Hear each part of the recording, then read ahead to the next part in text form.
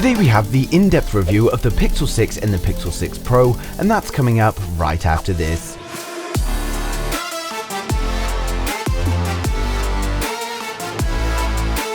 After the overview of both new Pixel 6 phones, it's time to dig deeper, look at everything this phone has to offer. Before we get started though, smash the like button if you're a fan of Google, let me know in the comments who out there is interested in the Pixel 6, and if you haven't already, then hit subscribe now so you don't miss a thing in the future. We've already covered the differences between the Pixel 6 and the Pixel 6 Pro, but if you did miss that video, then hit the shortcut in the top right corner now and check that out first. But for today's video, we're going to be focusing on the software, performance, the gaming performance, and of course the camera. So first of all, we've got the new software, we've got the updated Android 12, which they're calling Material U. It's the biggest UI change we've seen for some time. We've got a new lock screen, rounded widgets, and a lot more subtle feature upgrades to improve the Android experience. We've got a 90Hz display on the Pixel 6 and a 120Hz on the Pixel 6 Pro, so both phones are giving a nice smooth experience.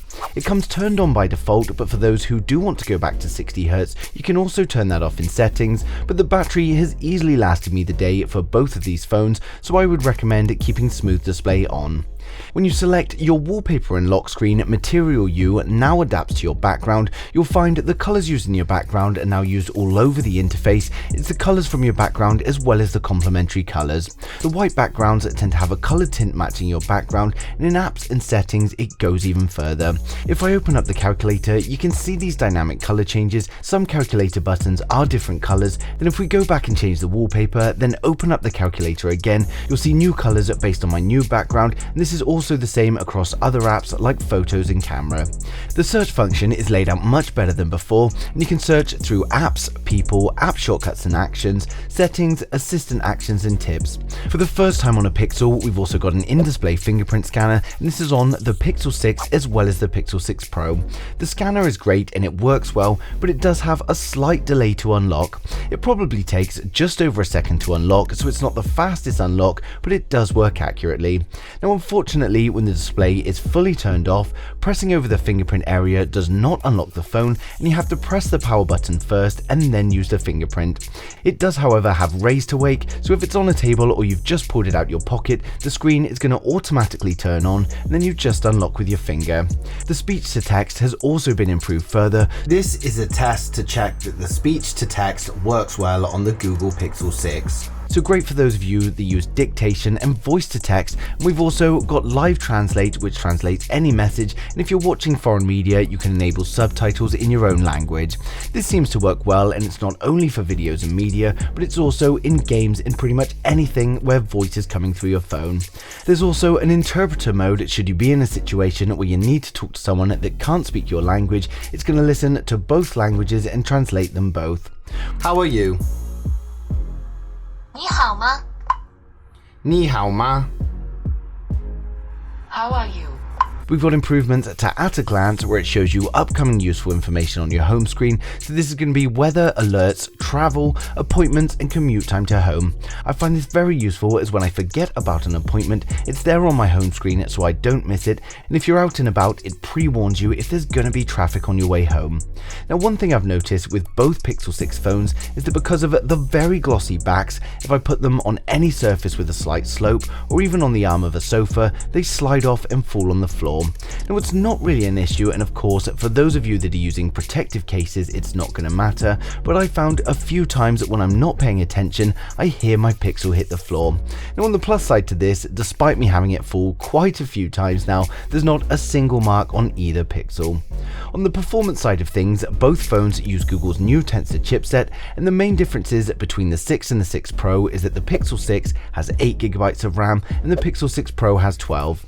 When it comes to synthetic benchmarks, interestingly enough, the standard Pixel 6 scores better than the Pixel 6 Pro.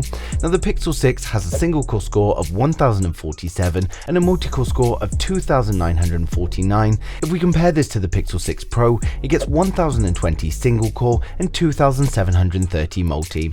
Now the reason for the better scores on the Pixel 6 is most likely due to the Pixel 6 Pro not only having a higher refresh rate but also a higher resolution display. The Pixel 6 has a resolution resolution of 1080 by 2400, whereas the Pixel 6 Pro is 1440 by 3120. They're both using the same chipset, so rendering is going to be harder for the Pixel 6 Pro. For comparison, the S21 Ultra on Geekbench 5 leaderboard gets 924 for single core and 3085 for multi, so the Google Tensor is pretty much on par performance-wise with the Snapdragon 888. Now when it comes to gaming, I've tried lots of games, and with Call of Duty in the HD resolution pack it runs smoothly and it's enjoyable to play on both phones. I prefer the Pixel 6 Pro for gaming just because of its premium feel, its larger display and the higher resolution, but that's just my personal preference. It's the same chipset in both phones, so the Pixel 6 is still great for gaming, and given the performance is on par with the Snapdragon 888, you'll be able to play all of the latest games and go for the high detail option. Just for the Pixel 6 Pro you'll be getting a higher resolution. On the other side to that, because they've got the same chipset, if you're on a very demanding game, because the Pixel 6 has a lower resolution, you'll probably find you get higher frame rates. Next up we have the camera, and the Pixel 6 continues to provide the great photos we've come to expect from a Pixel phone. Whatever the scene or lighting situation, the Pixel 6 does a great job. Whether you choose the Pixel 6 or the Pixel 6 Pro, you get a 50 megapixel main sensor and a 12 megapixel ultra wide, and in my testing they perform exactly the same between both phones. The photos look great and the colors are pretty true to life. With all my photos they were simply point and shoot, and they've all come out well, retaining plenty of detail and color. Now I've just used the auto settings for every photo, and overall this is pretty much what I was expecting from the Pixel. The advantage of the Pixel 6 Pro comes with an additional 48 megapixel telephoto, and this allows for 4x optical zoom, and it's something that is missing from the standard Pixel 6. The Pixel 6 allows for up to 7x super red zoom, which is still digital zoom, whereas the Pixel 6 Pro gets 4x optical and then 20x digital. If we compare the two with zoom shots side by side, you can see it makes a huge difference, with the Pixel 6 Pro keeping its high quality through the 4x zoom, and then also having the option to go for 20x. Now of course at 20x, because this is digital zoom, we've got a considerable loss of detail. Now here's an example of the same photo from the primary lens and the 4x zoom lens, and as you can see I'd say the 4x zoom lens isn't quite as good and detailed as the primary lens, but it's still delivering a good quality photo for 4x zoom. The night sight seems to perform pretty much the same as previous Pixels. It gives us good detail and great lighting in a night shot where there really wasn't much visibility at all. On the video front, it records great quality 4K video with impressive stabilization. I can walk around, turn and shoot anywhere, and the stabilization is great. Now overall I'm happy with the video quality, but just sometimes there does seem to be this slight flicker if there's any heavy step or sunlight hitting the lens, and in some video instances there's also a bit of noise in the dark patches of the scenes, such as you can see on the shadows of the grass. Overall though, I am happy with the video from the Pixel 6. It's not groundbreakingly amazing, but it's definitely good enough. For those of you that want 4K at 60 frames a second, you can only do this from the primary wide camera. The ultra wide camera can record at 4K but only at 30 frames a second, and you can see here that produces good video footage, but of course it just doesn't feel as smooth as the 60 frames a second.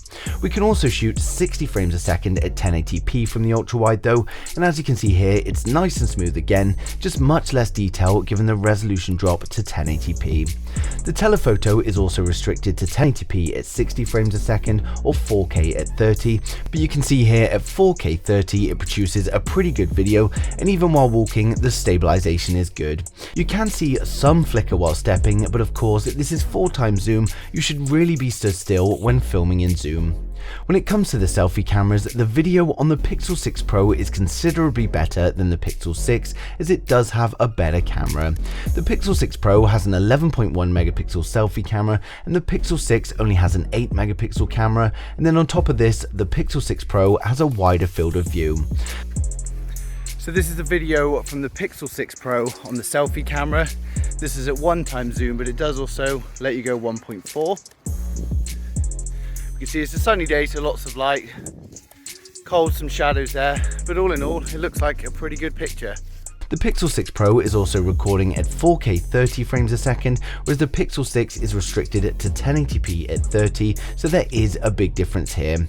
I would say there is a noticeable difference between the two. The Pixel 6 Pro is definitely coming out on top, and this is also apparent in photos as well, but both phones are perfectly fine for selfies and portraits. On the photo front, we've also got new features such as the magic eraser and the face unblur. The magic eraser works okay and it's similar to Photoshop's healing brush. You can select unwanted parts of the photo and simply remove them. It works well for items in the backdrop of a photo, but if they're close, I find it tends not to work very well at the moment, with the objects being removed but you can see something was there. We've also got face unblur, and this means if you had slight movement in the photo that's caused some blur, it is going to sharpen things up, but the face unblur is not a tool you use afterwards. It actually works automatically and you'll know if it used it as it will tell you in your photo gallery. Overall though, I'm a fan of both smartphones. The Pixel 6 is $599 or £599 and it seems good value for everything you get with it. You get a guaranteed 5 years of updates, some great photography and a capable phone for photos, video and gaming. If you want to step up to the Pro, it's $899 or £849, and personally I do prefer the Pro just because of the more premium look and feel, as well as the larger 120Hz display. Now of course it is almost $300 more, so if you don't need those extra features it brings, then it may not be worth it, but that being said, the selfie camera is that little bit better, so if you do need it for selfies, then it could be a good option. Now both phones are a big change in design for Google, and it's nice to see something completely different but still priced relatively well. I was hoping for slightly better video performance than we've got at the moment, but it could improve with software, and with everything else in mind, it's not a bad choice for Pixel fans. So that's pretty much it for today's video, so as always, if you've got any questions or there's anything I've missed, then just leave them in the comments below and I'll get back to you as soon as I can. But thanks for watching the video. If you liked it, smash a thumbs up. If you didn't, hit the thumbs down twice, and I'll see you guys in the next one.